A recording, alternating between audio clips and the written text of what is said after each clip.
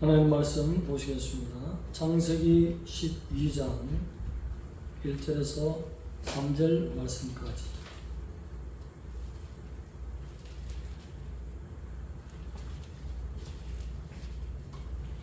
(14페이지) 창세기 12장 1절에서 3절 말씀까지입니다. 다같이 한 목소리로 합독하시겠습니다. 시작. 여호와께서 아브라함에게 이르시되 너는 너의 고향과 친척과 아버지의 집을 떠나 내가 네게 보여줄 땅으로 가라. 내가 너로 큰 민족을 이루고 네게 복을 주어 네 이름을 창립케 하리니 너는 복이 될지라. 너를 축복하는 자에게는 내가 복을 내리고 너를 저주하는 자에게는 내가 저주하리니 땅의 모든 족속이 너로 말미암아 복을 얻을 것이라 하신지라. 아멘. 하나님의 부름받은 아브라함과 7가지 복이라는 제목으로 하나님 말씀에 은혜를 나누겠습니다. 갈대아 우르 지역에 살고 있는 아브라함을 하나님이 선택하시고 어느 날 너는 내가 네게 보여줄 땅으로 지시할 땅으로 가라. 본토 고향과 친척과 아버지 집을 떠나서 이게 보여줄 땅으로 가라 말씀하셨습니다. 어떻게 영분별했겠어요? 오늘 말씀을 읽어보면 순종했는 걸 보아서 확실히 하나님이 강한 체험을 주셨습니다. 성령으로 붙들어 주셨다는 것입니다. 그래서 아브라함 혼자만 떠난 것이 아니라 아버지한테 떠난다는 얘기를 해야 되지. 아버지, 어제 밤인지 오늘 새벽인지 낮인지 아무튼 하나님이 그 시간에 불렀습니다. 우리 개인적으로 성령을 체험하는 시간이지요. 그런 것처럼 강하게 도저히 부인할 수 없는 하나님이 불렀으니 위험한 곳에 있을지라도 너무나 마음이 세상 없는 평안함, 안전한 행복감, 만족감, 두려움이 없는 그 체험이 바로 성령의 체험인 것입니다. 그리고 불렀는데 아버지 제가 떠나야 되겠습니다. 9절에 보면 점점 남방을 향하여 갔더라. 보여줄 땅 아직 본 적도 없어요. 하나님이 너무나 강하게 성령으로 체험을 주시니 순종을 해서 계속 갈 바를 알지 못하고 간다고 히브리서에 있는 기록이 났습니다. 얼마나 하나님께서 강하게 붙들어 주셨습니까? 갈 바를 모르고 순종하고 간다. 그런데 아버지 데라와 형제 나홀의 그 형제들이 가랑 가기 입구까지 하란 정도까지 따라왔다는 것입니다. 어떻게 해서 따라왔겠어요? 아버지한테 하나님이 나타나서 나에게 말씀했는데 분명히 하나님 체험입니다. 아버지도 창조주를 믿으세요. 우상을 버리세요. 우상 가지고는 하나님이 진노하실 것입니다. 이 우상 가지고 하나님을 섬길 수 없으니 하나님이 보여줄 땅, 지시할 땅으로 가라고 저를 강하게 체험을 이렇게 몇 번 주시는데 저 혼자 갈래요 했을 때 야 이놈의 자식아 너 혼자는 못 간다. 이 애비하고 같이 가자. 그래가지고 따라붙었다는 거죠. 따라붙었는데 나홀도 따라오고 조카롯도 따라오고 아버지도 따라왔는데 하란 땅에 쭉 와서는 아버지가 병들었는지 연세가 많았는지 어쨌든 간에 그곳에서 죽었다고 되어 있어요. 오늘 무슨 말씀을 하느냐,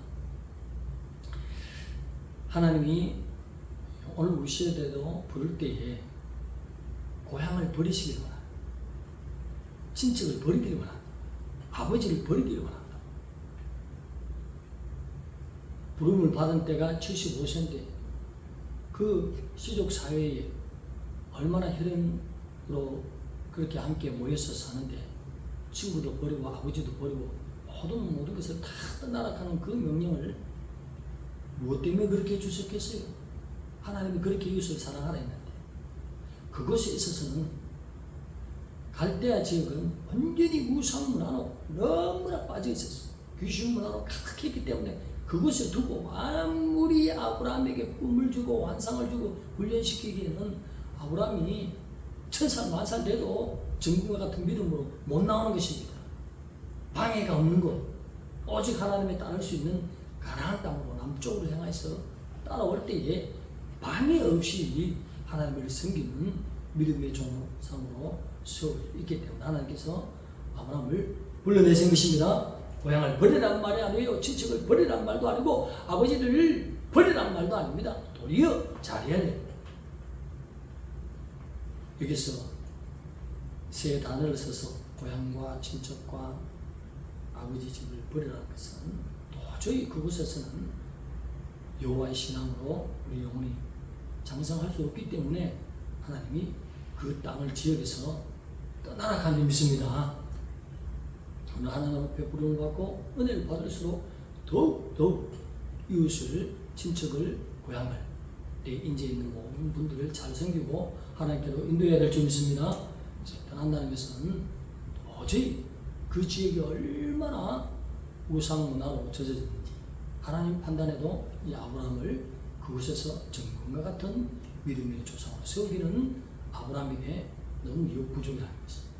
그래서 하나님이 큰 계획에 의해서 하나님이 체험을 주시고 가나안 땅으로 향해 가라 이렇게 말씀하신 줄 믿습니다. 그러면서 너로 큰 민족이 되게 하고 복을 주었어. 네 이름을 창대케 하고 복되게 하리니 너는 복이 된지어다. 그렇게 말씀했어요. 2절에 나오는 복이 4가지의 복이 나오죠. 그리고 3절에 3가지 복이 나옵니다. 종합적으로는 7가지 복이에요. 그래서 1번, 2번, 3번까지의 3가지 복은 아브라함에게 한정된 복, 4번부터 7번까지는 아브라함을 통하여 열방이 모든 족속들이 복을 받는 복 그렇게 말씀하며 또 5번과 6번 5번은 뭐냐면 너를 축복하는 자에게 축복하고 너를 저주하는 자에게 저주한다. 이 2가지의 복에 대해서는 아브라함에게도 속하고 열방에도 속하는 양쪽 다 속하는 복입니다. 정립이 됐어요? 너무 빨리 해서 모르죠. 또 창대케 한다. 하나님이 순종하는 아브라함에게 창대케 하셨죠. 원래는 오늘 12장에서도 이름이 아브람이죠. 17장에 가서 하나님이 99세에 나타나서 아브라함으로 바꿨습니다. 네? 가면 갈수록 이름이 아브라함으로 바뀌고 또 어느 장에 가면 하나님이 세운 지도자, 하나님의 종, 선지자, 또 하나님의 벗, 친구 이런 이름으로 불렸어요. 사람이 이름 호칭을 받는다는 것은 대단한 일이 아니에요. 하나님을 따라가다 보면 우리가 빛나는 인생이 될 줄 믿습니다. 똑바로 따라가면 놀라운 창대한 그 은혜를 입는다. 그 창대하게 되는 것이에요.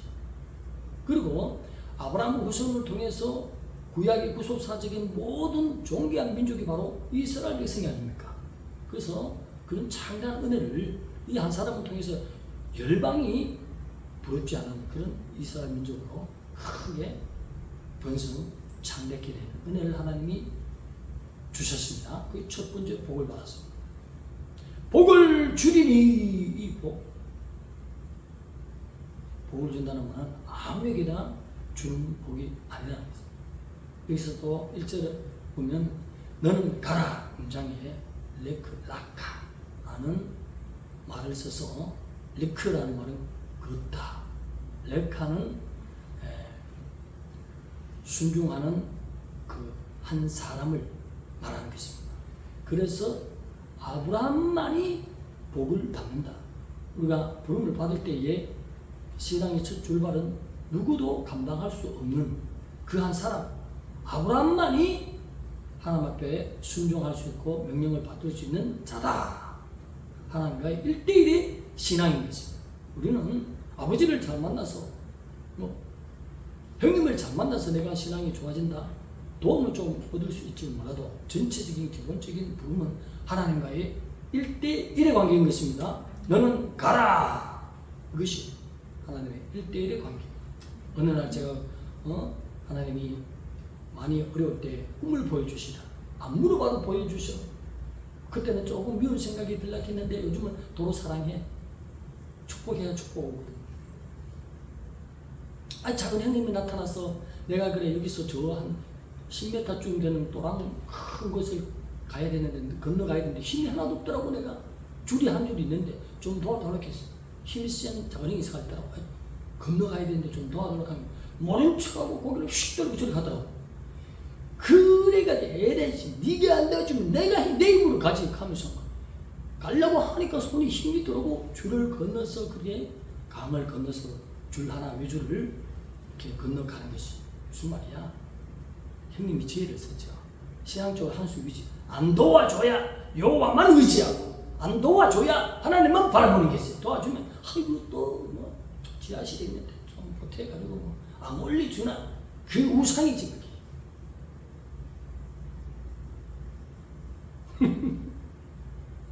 그래서 참 감사하다. 어려운 가운데도 절대 안 도와주는 우리 형이 참 멋있다. 그러면서 제가 한번 이런 얘기하죠.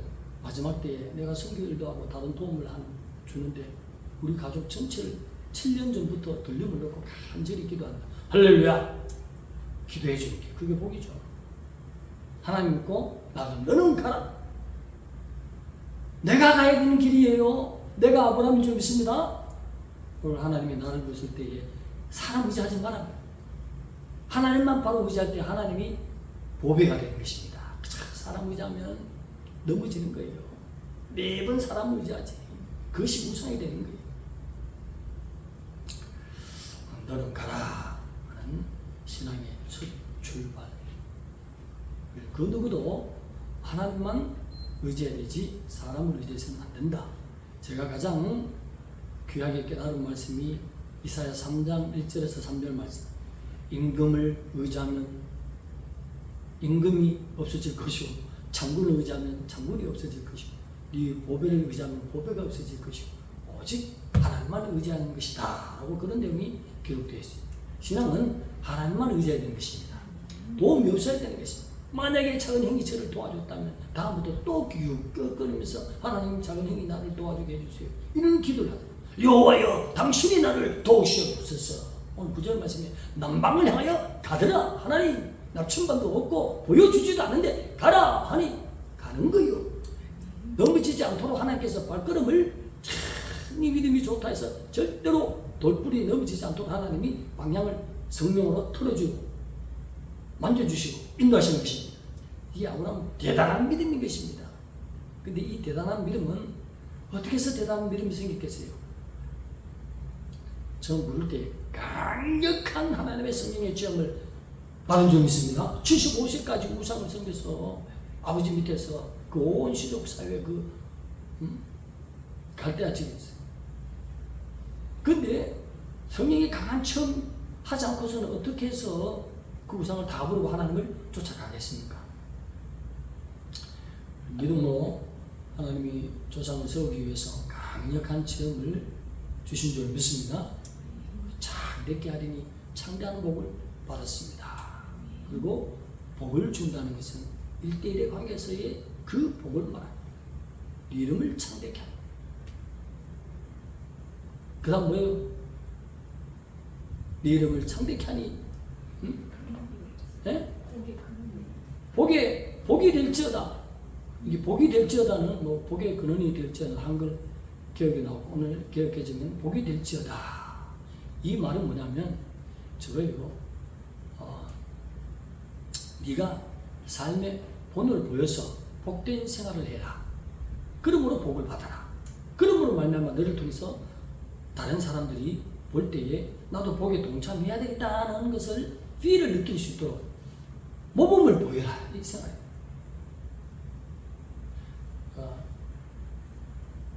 주님 앞에 주님 만나기 위해서 신앙생활을 잘하는 복된 그 본을 가지는 생활을 할 때 하나님께서 복을 내려주신 것이지.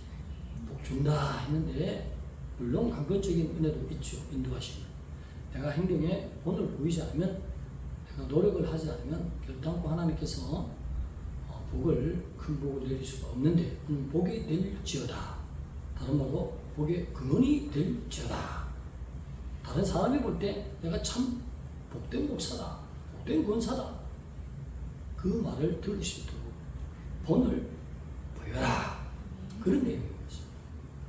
근데 너를 축복한 자에게 축복한다. 이 말은 뭐냐면 적극적으로 하나님께서 복을 내려주시겠다는 뜻이에요.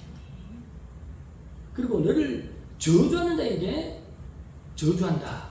이 말은 소극적인 의미에서 다른 사람으로 말미암아 저주를 받지 못하도록 하나님이 보호해 주시겠다. 왜냐하면 하나님만 믿고 따르기 때문에 하나님이 너무 기뻐서 저주가 임하지 않도록 보호해 주시겠다. 그 말을 그러면서 너로 말미암아 온 땅의 모든 족속이 복을 받을 것이다. 그러겠다. 오늘 참 요지가 마지막 절에 나오는데 너로 말미암아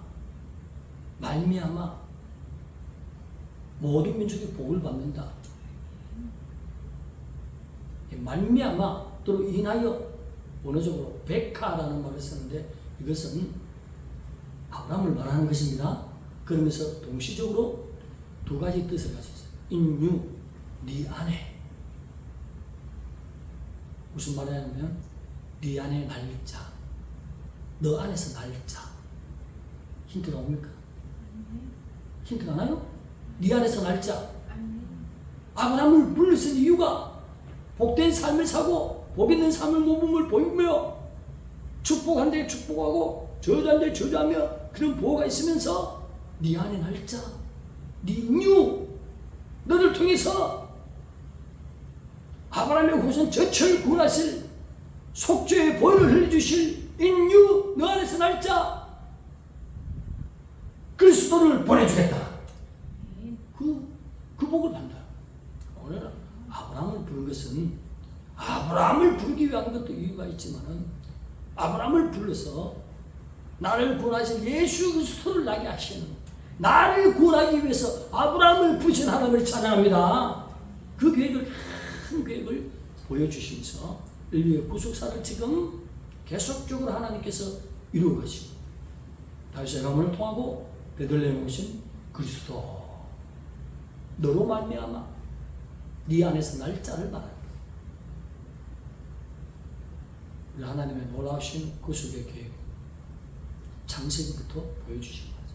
하나하나 2절부터 하나하나 따지면 7가지 복으로 계산이 되는데 아브라함을 부르신 그 하나님이 복으로 7가지 출발하셨는데 계시록 끝 마칠 때도 계시록을 하면 몇 가지 복이 있죠?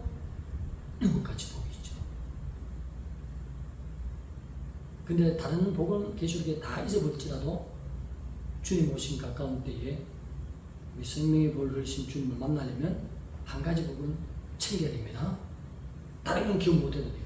계시록 22장 14절에 날마다 자기 옷을 빠는 자, 도마기를 빠는 자는 복이 있나니 성령은 나무의 열매를 보며 그 문들을 향하여 들어가려 하는 권세를 얻으려 하리라. 대단한 복. 다른 복은 기억하지 못해도 돼요. 그러나 날마다 작은 죄든지 어떤 죄든지 하나님의 뜻에 그 스리는 것 즉시로 아브라함의 통해서 오신 그 우선으로 오신 그 예수 그리스도의 피에 날마다 씻어서 정결하게 유지될 때 왕빨이 불면 들어올리시다. 할렐루야. 오늘 아브라함을 볼 때 복 7복이 종합적으로 쭉 가서 계시록에 22장 14절의 복과 연결되는 것입니다.